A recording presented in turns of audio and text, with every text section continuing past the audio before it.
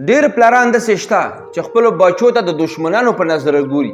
په وړو وړو خبرو باندې خپلو بچو سره تعلقات ختموي. هغوی سره خبرې نه کوي. هغوی ته د بچو په نظر نه ګوري. نو یې پلاره لکه څرنګې تا په بچي باندې حق دی، همدغه شان بچي په تا باندې هم حق دی. زه منم چې پلار په بچي باندې حق شته.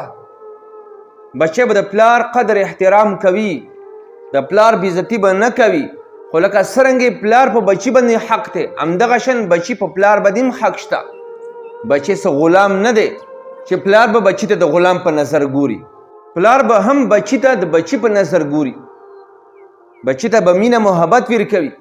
بچي ته به د دشمن په نظر نه ګوري. بچي ته به د غلام په نظر نه ګوري. ډېر پلاران داسې شته چې خپلو بچو ته د دشمنانو په نظر ګوري. په وړو وړو خبرو باندې خپلو بچو سره تعلقات ختموي. هغوی سره خبرې نه کوي. هغوی ته د بچو په نظر نه ګوري. نو یې پلاره لکه څرنګې تا په بچي باندې حق دی، همدغه شان بچي په تا باندې هم حق دی.